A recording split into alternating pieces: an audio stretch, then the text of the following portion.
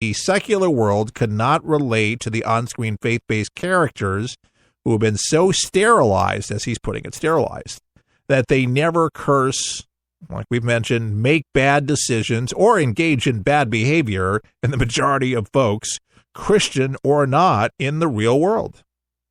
But in 2016, folks, there's more films that we've seen come out, and there was a handful of movies that were centered around faith that were box office hits. Big ones, Miracles from Heaven and God's Not Dead 2, and that grossed $61 million and $20 million, respectively, here in this country. Faith-based films. Sullivan said that recent faith-based films that avoided being labeled as faith-based reached a wider audience. I think he's got something there's something to be said about that, and I would know something about this because, one, I'm a Christian. Two, I've worked in Christian ministry, and we've promoted quote-unquote faith-based films. But to be able to reach a wider audience, and I guess that's really, the aim of the church is to evangelize more and to share more, of their faith and what faith means and living it out in the real world, so to speak, rather than sterilizing. And I like the concept. I think it's a great idea. Real films and how God can make a difference in somebody's life and how faith can play a role in bettering somebody's life or improving somebody's life after tragedies strike, or how somebody can make a better life with, God in it and not leaving him out. And so the more films that I can see that have that element into it, I like it. But I think it can be creatively done, and it doesn't have to, quote unquote, be touted as a Christian film, because a lot of people just might not go. Maybe they're Jewish. Maybe they're Muslim or something like that. But if the storyline's good, moral's good, and there's the concept of faith, like a good book, you can interpret it any way you want it. So whoever you're not a Christian, then, you're tree god, Indians have millions of different gods. It just might not be that. It could be Buddha. You could be Buddhist and read it. But again, I think these guys are onto it because they realize that there's a supply and demand for that. And I think that's a good thing, that people are looking for something that they can believe in. And when polled, a lot of Americans, over 80%, believe that there is a God. In America, 80%, which is a big thing. And I tell you what, I know that there's something beyond the grave, so to speak, from countless experiences in my life, things that I've witnessed firsthand. I'll give you something. My dad, I was best friends with my dad, looked up to my dad, miss him greatly, but he died of a massive heart attack in 1995, and I was with him when it happened. And a girl that I was dating, now she used to tell me that she was kind of psychic, and I didn't know what to make of that as a evangelical Christian, that's of the devil. But she didn't seem like she was from the devil, hey, kind of like what she had going on back then. But anyways, she was cutting hair, and she said she, clear as day, heard my dad in her head say, "Please take care of my cats." And she's like, "Well, why do I take care of your cats? What's wrong?" And he says, "You're going to find out." And the phone rang, and it was her dad saying that my dad passed away. And clear as day, heard his voice, and, it's really hard to explain some of those things away, and that's how she found out, and she had shared that with Chuck and several other people, and she had several other things happened when I was with her that she predicted certain things, and I was amazed. But, how God can actually intervene in situations. I've prayed about numerous things, business opportunities, friendships, the future, and God answers prayers. And sometimes, and a lot of times that I have found, some people get discouraged, sometimes he doesn't answer the prayers, and maybe not necessarily the way you want it, but he's always hearing and always answering prayers. But I had a warm feeling come over me that my dad was going to the right place. And I prayed with him, and he wasn't a firm believer in Christ. And I prayed with him on the way out. And I believe that he embraced the light, and he's in heaven. But when you have these things, you can hold on to those things. Life is just so much better. You don't worry about death and dying and all these other things. I mean, not that I'm fearless in that way, but I realize that this is just the beginning, that there's something that's more than just what we see. There's the unseen. And, you talk about dark matter and things like that in space, the things that there's a whole other world, even out in outer space, that scientists are just beginning to start studying. They don't even understand. Where does this stuff come from? And trying to understand that, which is bizarre. There's so many things in our own universe that we're just mystified about. We have no idea what to think about it. But I'm a firm believer, definitely, that God created the heavens and the earth and made us, or at least our soul end is immortal, that will definitely come back as an angel or whatever you want to call it, or inhabit other worlds. I have no idea. I just think it's kind of exciting that it's not the end. And so we were created with a purpose, and when you realize that, life is just definitely much more interesting. All right, I know that's, way too much. I know, this is the Bible hour, but hey, this is part of me, so occasionally I have to share, and whenever I have an opportunity to do it, I'm going to do it, all right? That's the beauty of being able to host a show called For the People, and if I can't share what's on my mind or in my heart, then, what good is the broadcast, right? So that's a beautiful thing.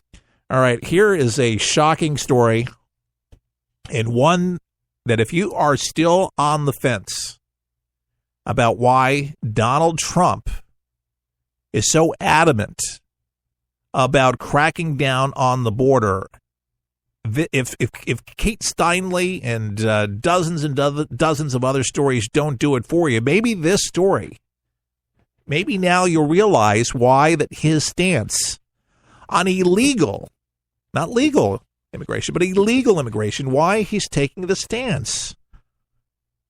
Well, here it goes. Are you ready? An illegal immigrant who had been deported 15 times is accused of seriously injured a 6-year-old boy in a Saturday night drunken driving hit and a run crash, according to authorities. Castellano Randa Acosta, a 38-year-old Mexican citizen who was kicked out of the U.S. 15 times in the past 15 years with his most precious cargo that was in another vehicle, bashed a vehicle in a DUI, and almost killed a boy that's in for surgery. They're trying to save this boy's life because of this 6-year-old boy. Yeah, multiple injuries, and hopefully he'll make a full recovery.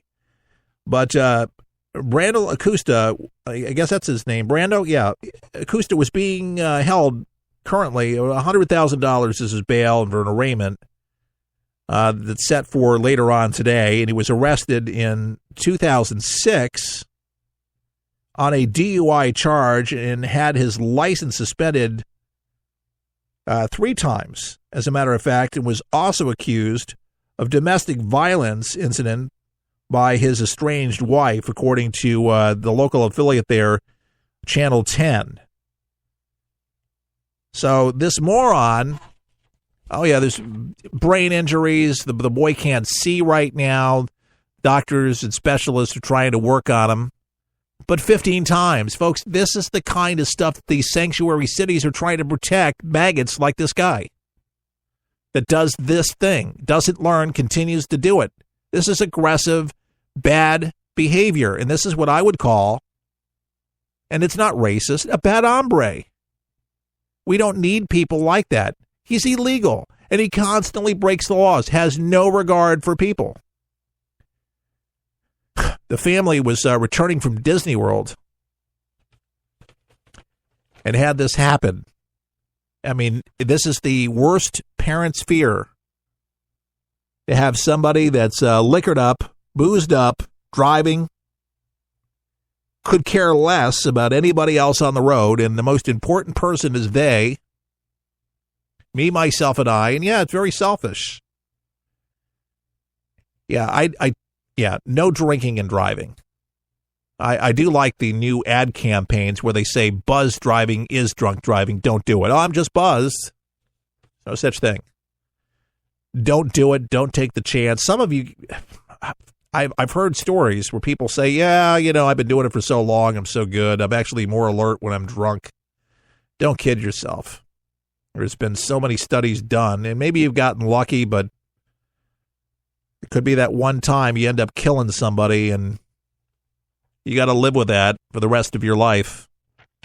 Folks, to me, when you hear another story, people getting, injured, people getting killed, people getting shot, people getting robbed, it's not worth it to have these type of folks that this is not the way that you're thanking America. It's not the way that you're giving back to this great, prosperous country, this giving country, loving country, where really you can be anything you want to be. Truthfully, truth be known, you can be, no matter what the color of your skin. You can rise to the occasion with hard work. You can rise, and you can pull yourself out of the murk. And there's a lot of our immigrant fathers and have done time and time again, and people come from adversity from all walks of life and have made stuff of themselves. Now, not everybody becomes a superstar, but this country welcomes people. But we should not be welcoming people who do this and allow them to continue getting away with it. Had we deported him, here's the takeaway, okay? Had we deported this guy, this bad hombre, I like to say it, this bad hombre, had we deported him, this wouldn't have happened. 15 times. When will people learn? When will people not understand and get this? For the left, this is the type of stuff that's happening. Not until their loved one's killed. How many is it going to take for people to end up dead or crippled for the rest of their life? How many is it going to take? Apparently, they're not going to dance to a different drum. This is just going to go swept under the carpet. We'll remember it. We'll talk about it. But the left won't talk about it. And the mainstream media, the CBS's, the NBC, you think that's going to be the top story? Do you think NBC is going to do a thing where they're going to go, good evening, illegal immigrant deported 15 times, arrested in a hit-and-run crash that hurt a 6-year-old boy? Is Donald Trump hard enough on illegal immigration? And then they go to the reporter. You think that's going to be a headline? You think they're going to talk about this kind of stuff? Come on. Of course not. They let it get away with it. They're as guilty as they. They're as guilty as this guy for allowing it to happen. You got to give it to Abbott in Texas, taking a firm stance against illegal immigration, and thank God for it. There's people that have cojones. There's people that are brave enough to stand up for the vulnerable, and for, you don't even have to be vulnerable, just for our citizens, for our country, for Americans that live here, that want a safe place to live, to be able to drive down our highways and not have to worry about people like that. Oh, I know, it's not just illegals that drive drunk. I get that. Yes, I understand that. Thank you. I have to address the elephant in the room. Yes, there's so many people in our country that do this. It's a terrible thing. Yes, a lot of people end up dead. But the point of the matter is 15 times this guy, this could have been averted from it. Okay, the guy has not learned, and he's allowed back in our country time and time again. And there's nothing wrong with our immigration